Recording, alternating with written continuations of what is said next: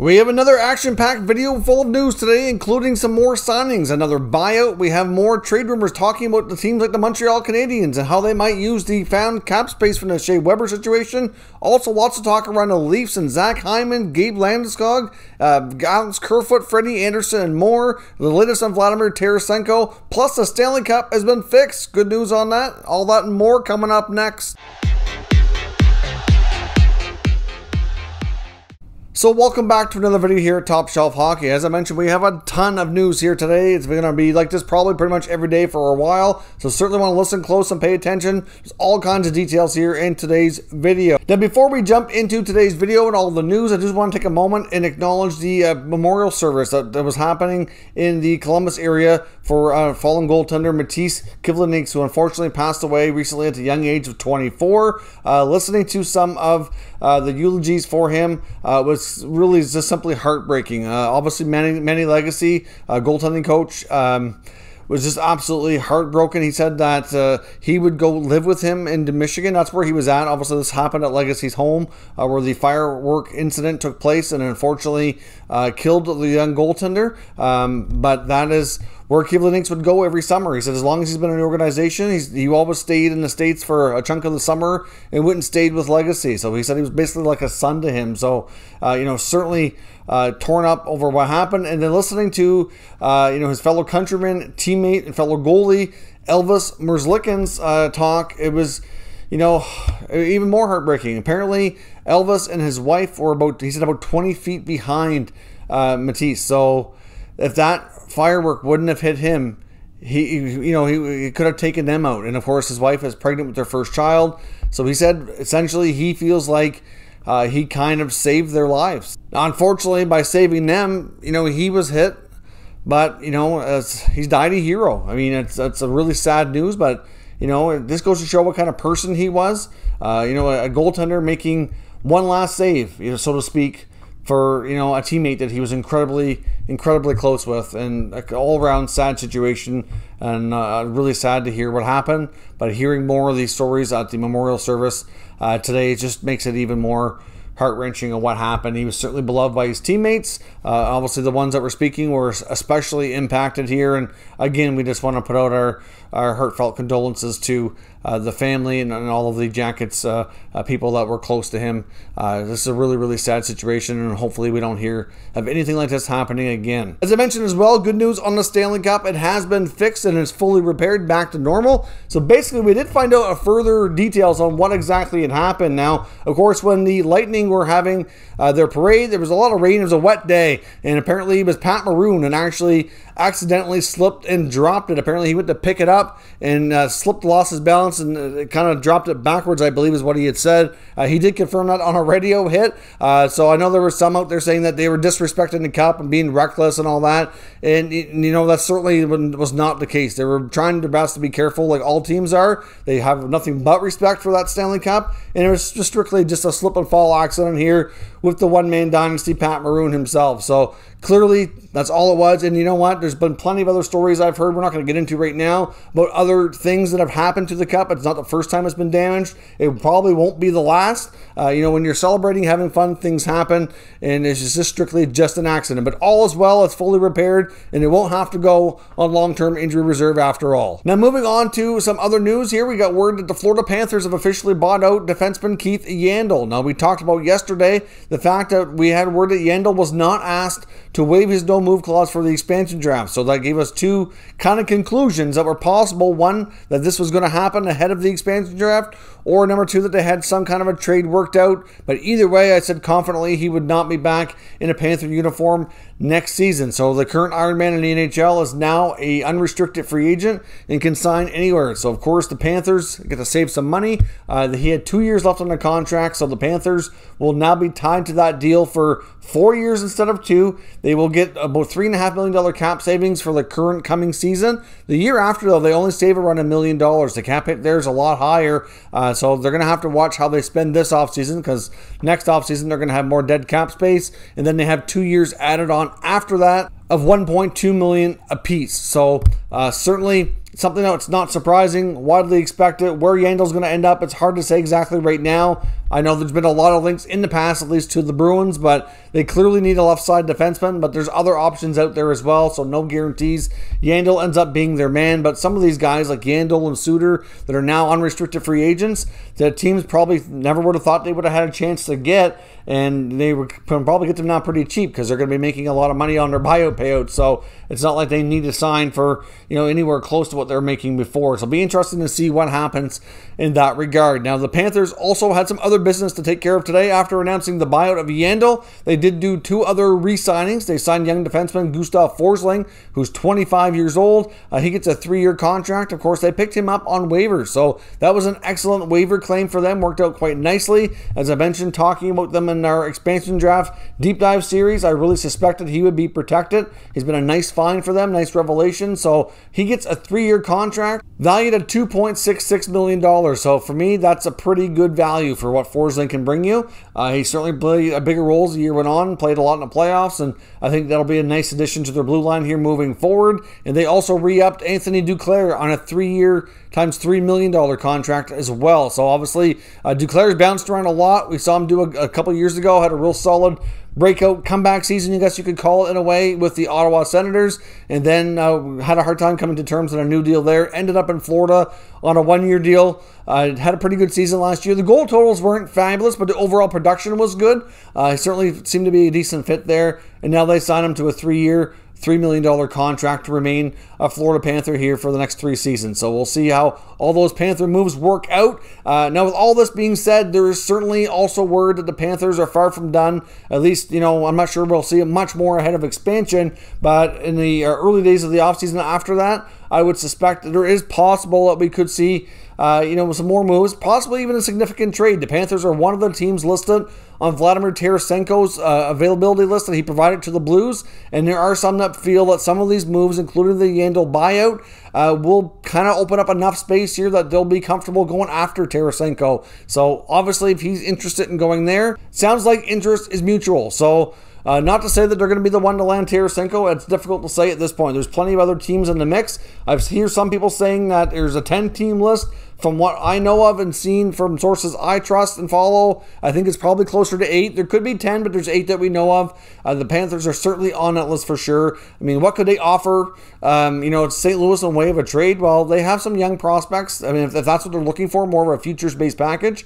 Would they move a guy like Tippett or Heponiemi or Denisenko or, any of those guys? Maybe they would, and St. Louis might be very interested now. Like I said before, if the Blues can move the Tarasenko contract, they don't necessarily have to have a experienced, productive player coming back who can kind of provide a similar type of thing. They might go down that road, but it doesn't have to. They could dip into free agency because there are some names out there that we've heard that the Blues are watching closely, and if they're available, that they're going to do that. Like, we know they would have interest in Landeskog if he makes it to free agency as well. So that's one of their prime targets that they're kind of watching here on the side to see how that unfolds. So we'll see what happens, but Tarasenko to Florida is a possibility. I wouldn't rule out other teams, though, like the Bruins, the Islanders, etc. They're all kind of in the mix. And another one that I wouldn't rule out either is the Capitals. The Capitals are on his list of teams that he's provided to St. Louis, and there are some that suggesting that, another deal that would make a lot of sense, and I do agree wholeheartedly, it would solve 2 problems, one for each team here,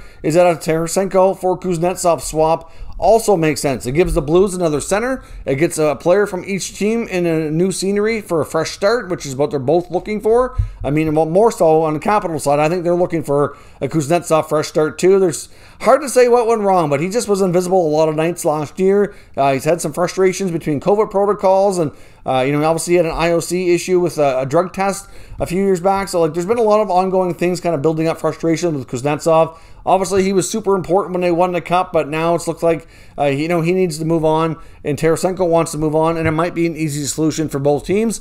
Don't know that it happens, but it is something that could be worked out given the logistics here financially and the interest, etc. So again, we'll have to watch that situation and see how things unfold. Now, another signing here as well was New Jersey signing young forward Michael McCloud, 2-year deal at $975K. Pretty decent signing. Of course, he's kind of developed to be a little bit, a little slower than what we might expected. He was a pretty high pick in the first round back in 2016.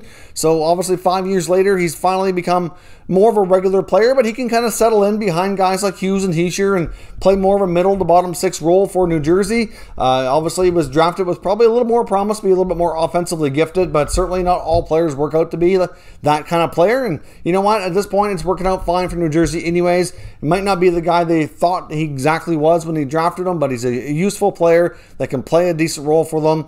And at this point, this 2-year contract has pretty much no risk associated. He's still young, still developing, and could be a good piece to go along with the other young core guys that they're building around there in New Jersey. We do need to pause for a quick moment here as well and acknowledge our channel sponsor, Manscaped. Top Shelf Hockey is proud to be sponsored by Manscaped. Of course, with Manscaped, we have a special offer here for all Top Shelf Hockey viewers where you can get 20% off and free shipping into all orders at manscaped.com. Now, of course, Manscaped just launched a brand new Lawnmower 4.0 trimmer, which is a fantastic product. They've taken the level up here, even again with the skin-safe replaceable blades. It's waterproof, it's wireless charging, has a travel lock on it, as well as a nice light so you don't miss what you're doing. So certainly a terrific product. Now, many people associate Manscaped with their trimmers, which is certainly kind of their top product, but they do have a lot of other great options as well, including what they call the Weed Whacker, which is another trimmer for your ears and nose. And they have a variety of deodorants and sprays as well, which also keep you fresh and are terrific as well. So certainly Manscaped has a lot to offer, and we certainly highly recommend all of their products. So check out manscaped.com and use promo code TSH for 20% off and free shipping. So thanks very much for watching that promotional video. I greatly appreciate it. Montreal Canadiens have also re-signed forward Alex Belzile, who's 29 years old, an American Hockey League kind of guy, but certainly has played a limited amount of NHL games, not a lot, but he's a potential call-up option. They get him on a 1-year, 2-way contract, a league minimum at the NHL level, $750, and then of course he does get a higher level at the AHL level, considering his experience. So he's getting $250 for his AHL salary for when he plays there, which will likely be the bulk of the season. Staying with the Montreal Canadiens, of course, if you probably caught the news last night, if you didn't, I'll put yours linked in the YouTube cards, but we had a video come out late after the news broke about Shea Weber. There's a real possibility here that Shea Weber is going to be out for the next season. He might even never play again. It's a possibility. It's too early to say that, but based on information we're seeing now today, it's looking like that might be more of a real possibility. I'm going to show you a tweet that just came out a little while ago from Darren Dreger, insider for TSN, talking about the fact that, you know, it seems more likely than not that Weber's career might in fact be over, and they're obviously looking into all the options to see if he'll qualify for long-term injury reserve. Now the problem here is that he's got 5 years left in that contract. He was one of those players that signed one of those mega long-term deals that are no longer allowed in the new CBAs, because they were basically circumventing the cap, adding on a bunch of years at the end at $1 million to lower the AAV. It's something how teams and GMs kind of got, a loophole, I guess you could say, to lower the cap hit for players. So they're willing to sign, instead of doing like 10 or 11-year deals, they were doing 13, 14-year deals with a bunch of, cheap years on the end to level things out. So a lot of players were signing these knowing that there's a good chance they will not fulfill the full length of that contract. But the problem here is after they ended up changing their rules, they mandated a cap recapture penalty if any of these players retire early. So obviously that situation ended up with the Flyers offer sheeting Weber and kind of putting the Predators in a bad spot. I mean, the Predators within a short time were at risk to lose Weber as well as his old defense partner and guy who's now bought out, Ryan Suter, who signed a similar deal, slightly cheaper, with the Minnesota Wild. So obviously that's a mega contract for the Preds. That was $110 million over 14 years. There's still 5 years left. So if Weber has to retire, then they're going to get hit with a cap recapture penalty of like $4.8 or $4.9 million for the remainder of that time. So that's a significant hit, especially in a flat cap salary world. So I'm sure the Predators are nervous here and kind of watching this closely. But you would think, given the fact that he legitimately has issues around injuries, not being able to play, that he should qualify for LTI. But based on that tweet I just showed you from Darren Dreger, it looks as though that the league is kind of pushing back and may not qualify him for that. And if that's the case, he could be forced into retirement, or it could be a case of maybe there being a dispute between the NHL and the PA and the team over this, trying to get LTI relief. So Montreal may not necessarily have the flexibility here on the cap space. If that can't be worked out and he can't be put on LTI, then could be a while. If we get clarity here that he's going to be allowed to do that, then obviously they can use that cap space to spend over the cap if they want, or if he does retire, then they get the cap space back that way. But if it's in limbo, it could kind of put Montreal in limbo for other moves to kind of figure out replacing him. I will say this, though, based on today's article from Frank Saravalli of thedailyfaceoff.com, Frank says that with the newfound cap space that's expected to be given here to Montreal due to the Weber circumstance, that he would not rule them out being players for Jack Eichel. That creates a lot of extra cap space that they were not expecting to have. Yes, that's a big hole on the back end, but you know what? They could find ways to improve the team here, putting that to good use. You know that the team and the ownership group there is going to spend if they are able to, and Jack Eichel could be a nice find for them. Now, they're going to have a lot of competition here, and this is just him saying he wouldn't be surprised. So I don't want to go too far with this. I don't want Habs fans to get too riled up or excited thinking this is going to happen, because it's far from a given. But I can understand why they might jump into the mix here. Obviously, Nick Suzuki is a real prime candidate to be that top center, but imagine if him and Eichel are 1-2. They might lose Phil Deneau this year. That's a real possibility. He might price himself out of Montreal. He's already rumored to be turned down a contract of over $5 million. And that's a lot to pay for, you know, a defensive specialist. As much as you really appreciate what he brings, it's a lot of money in a flat cap world. That's challenging. And then you got Kotkaniemi. Now, I would suspect that Kotkaniemi would probably have to be a guy included in an Eichel trade if they went down that road. Now, would they also include a guy like Romanov? I would think they'd prefer not to, but, you know, they have the assets. They have like 11 picks coming up in the 21 draft. They have obviously picks in the 22 draft as well. There's no shortage of draft currency. They have some other younger prospects that are not in the lineup yet regularly that could be interesting, like a Ryan Poehling. There's Jesse Ylonen. You know, there's also a guy like a Caden Gooley who was an early pick last year. So I think the Habs would have, you know, potential to put together a pretty good package between all the picks and the young players that the Buffalo Sabres are likely going to be looking for. I don't know that it happens, but it's certainly interesting to think about how they could really shift gears there and how they could take, you know, the unfortunate situation of Weber and turn it into such a big gain like a Jack Eichel. But only time will tell. I'm not banking on that at all. I'm going to say the odds are probably low, but it's still something very intriguing to think about. Now on to the latest news when it comes to the Toronto Maple Leafs. We've seen reports today from a variety of people, including Darren Dreger and Dave Pagnotta of thefourthperiod.com, basically confirming that Zach Hyman is pretty well done in Toronto. Apparently, Dreger reported out that Hyman's agent has been given consent to speak with other teams. So Dreger goes on to say that the most likely scenario there is to have his signing rights traded. Now, it could also turn into a sign and trade as well. If the Maple Leafs are able to get some assets back for losing him, they probably would be open to that. We don't really see sign and trades a whole heck of a lot, almost never really in the NHL.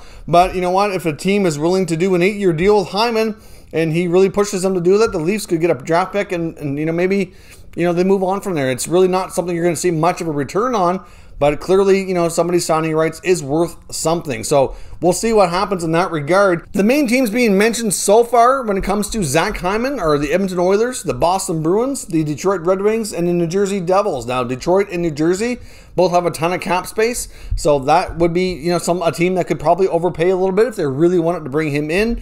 Edmonton's been linked to him for months, but I don't know. Logistically, they're going to have a harder time figuring that out because of their cap situation. So as much as they would love the player, I don't know exactly how they would make that happen. But still an interesting situation. In Boston, well, I think the Bruins have had their hand and rumored to be in a lot of different things. So as much as they might like Hyman, it might be a situation where that might be tricky for them too. Like if they do bring back Taylor Hall, which is rumored to be, you know, trending in the right direction to make happen. David Krejci could come back. They probably wouldn't really be able to afford him. They'd have to move out several pieces. I'm just not sure that happens. I think Boston's probably less likely, but interesting to hear that their name is in the mix according to a guy like Pagnotta, who is pretty well connected around the NHL. Now, of course, Darren Dreger also talks about the fact that Freddie Anderson is still holding conversations with the Leafs. They're leaving the door open, but a return seems pretty much impossible at this point. Now, another interesting piece, though, here with Toronto. Reports that Coyotes goalie Darcy Kuemper has told the Coyotes organization that he will not be re-signing, and where he's got 1 year left on his contract at $4.5 million. They're definitely shopping him. It was already rumored that he was likely being traded anyways, but now they know he's not going to re-sign. It's pretty much a foregone conclusion. So the Leafs apparently are interested in Kuemper if they can't sign Anderson, which is, like I said, almost impossible given what he's looking for. But, you know, at $4.5 million, that might be hard for them to choke down too.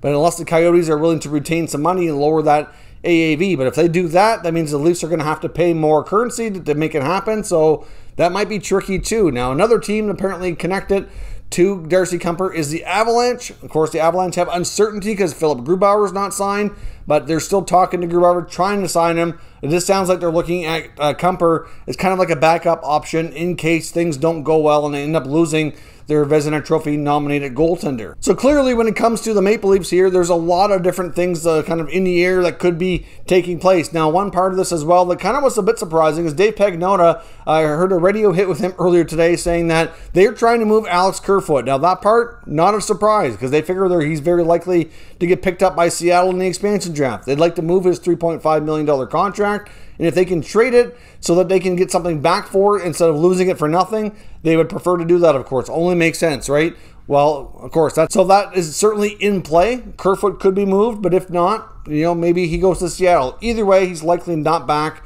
with the Leafs next year. But Pagnotta says if they can clear some money, like the contract of Kerfoot, and obviously not bringing Hyman back, that he expects the Maple Leafs to go hard after Avalanche captain Gabriel Landeskog if he hits free agency on the 28th, because things are not going well between him and the Colorado Avalanche. It's believed that they're offering him somewhere around $5.5 million. I don't know what it would take to sign him, but I'm guessing it's going to be at least 7.5. Like, there's a big gap there. And I would suspect that Landeskog's also looking for term. He's going to be 29 years old, so he's probably looking for a 7-year deal if he leaves, or 7 to 8 in that range. Keeps the AAV lower, which is good, but it also does pose some risk near the end of the term of that contract. But we'll see. It was surprising to hear Pagnotta mention Landeskog to the Leafs, but he mentioned a couple of things for one. He could certainly give you what Zach Hyman gives you and more. He's certainly, I think, fair to say, more offensively talented, but he can also play that physical style and do a lot of the same things, if not even better.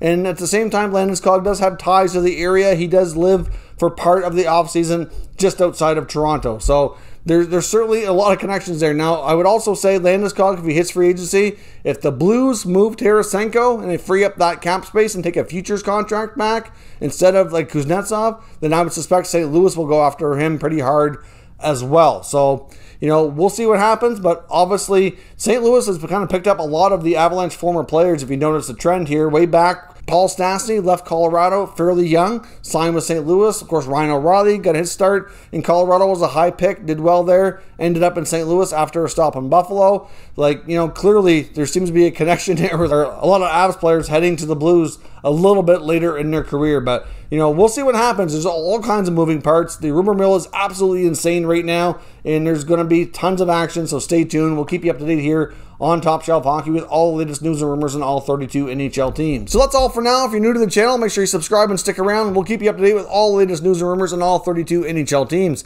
Thank you for watching, and I'll catch you next time.